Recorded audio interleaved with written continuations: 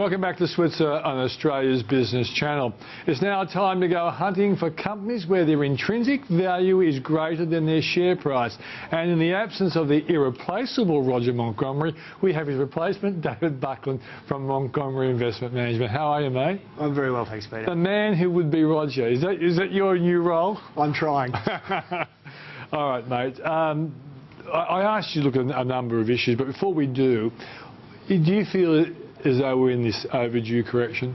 Yeah, I think what's happening is with the tapering, Peter, and I think Simon touched on this, what we've had is we're having a lot of volatility in the markets. Yeah. And this really comes about because of, in fact, emerging markets.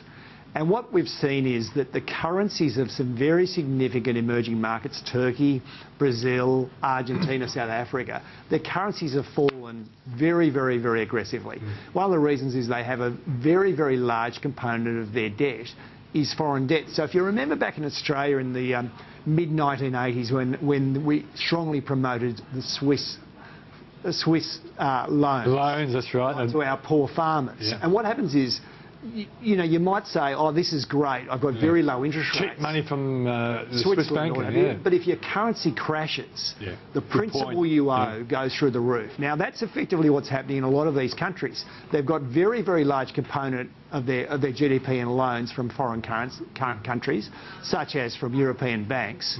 Their currencies are declining. They end up owing a lot more in principal, very like the Swiss loan effect. Yeah. And what's happening is a lot of those loans are now coming up for renewal.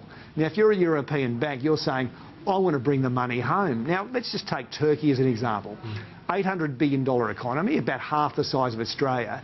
It probably has to pay back in the foreseeable future $200 billion US, right? Their currency's down 30-something% a year. And suddenly there's pressure. So what do the Turks have to do? They have to ram up their interest rates. Yeah. Same as the South Africans, same as the Brazilians, same as the Argentinians. It's all come about because of tapering. Unintended consequences. So people are nervous. Interest rates going through the roof to try and stop their currency crashing. They owe huge amounts of money.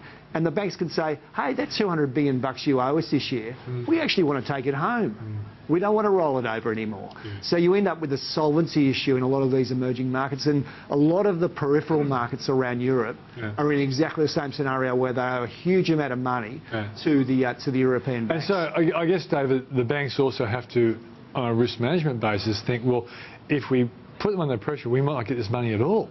Well, you know, so there's a dual issue here is let's get it back, you know, opportunistically, which a lot of them are trying to do.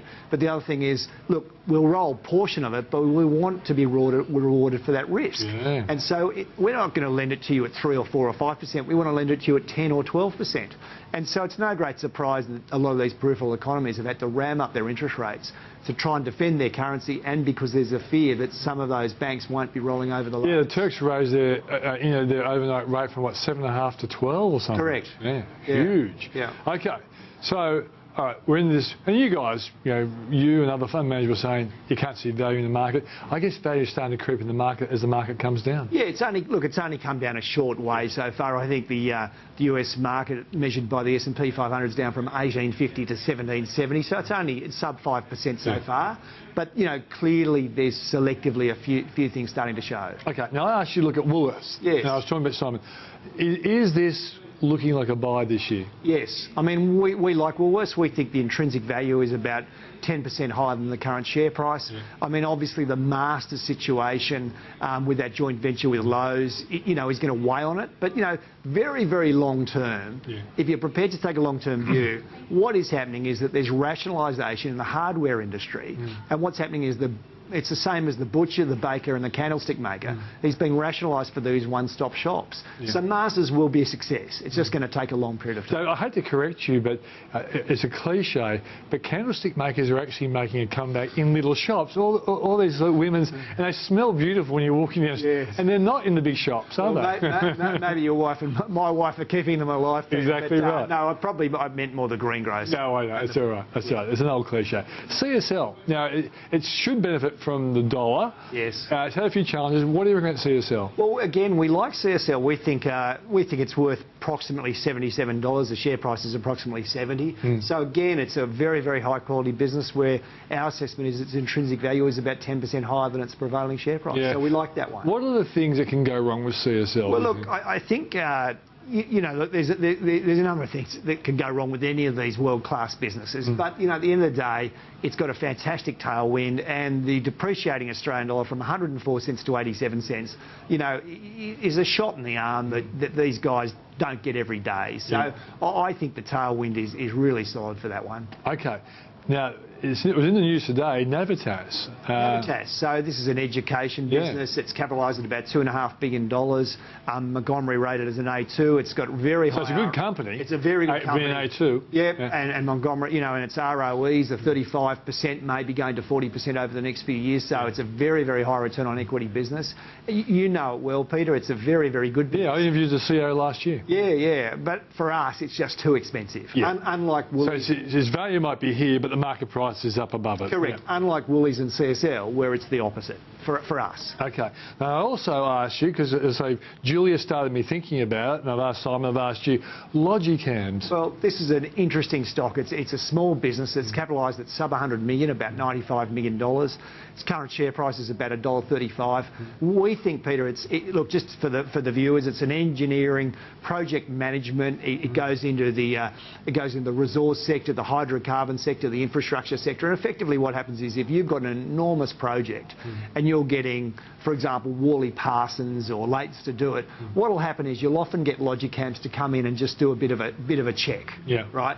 Can you do this? Can you do that? They might look at the process and say, hey, we reckon we can save $15 million on that $500 million project. Yeah, right. Okay. And then they'll go, oh, that's great. We'll give you 4 of the $15 million or something like that. And so it's been a very, very solid business. So we think it's worth somewhere between $1.80 and $2. And where is it now? It's about $1.36. Okay. But just remember, it's about a $96 million market capitalisation. Yeah. So it is a small cap. It's quite thinly traded, but a very well-run small business. Okay. All right. So I guess there's the question a lot of people, and I've done, run this by Roger in the past as well.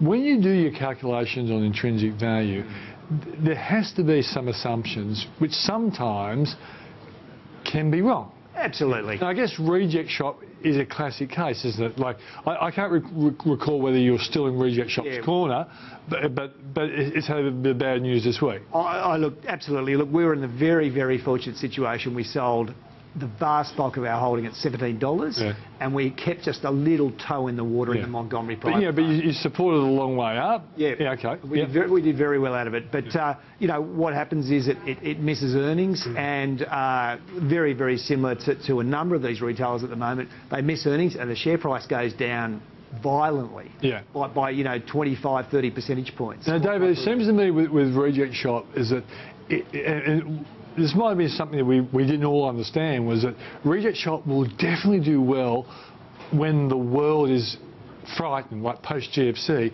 But as we become a little bit more wealthy, a little bit more cocky and confident, maybe less people go into the Reject Shop, and that's why their sales might be down, because we're starting to go into the more expensive shops. Could that be an assumption that we might have missed? Interestingly enough, Peter, when you look at the data, the sales of their, I call it traditional items, the cheap stuff, is doing remarkably well. Okay. The sales of their slightly more expensive stuff is not doing well. So they've got to go back to basics. What do? So maybe the people who are regular shoppers are buying their expensive stuff now from Woolies or something like that. Or not buying it all. Or not buying it all. Yeah, okay. So, but their traditional model is still okay. The traditional model's in great shape. So here's the question then. Its share prices come down. Will you guys be thinking about putting the toe back in the water again? Yeah, I think, look, what's happened is it's been sold off violently, and I think it's probably a bit overdone. So, in the tens, we quite like it. With Where's it now, mate? Mate, it's about $11 odd. It's had a little bounce, but earlier this week it got down to about 10.50. Yeah, okay. So around sub 10.50. So the more panic we see, the more opportunity we might have to get in a reject shop with a good price. And I think you could say that about a lot of high quality businesses. Yeah, and do you know its dividend off? I don't, Peter. Yeah. No. Does it pay a dividend? Yes, it does. Okay, Yeah. but it's nothing to write home about. Oh, look, for us, it's question. there's There's a lot of things in that big head of yours, but you can't remember everything. I apologise. No worries at all, mate. Thanks for joining us on the program. Always great to see you, David.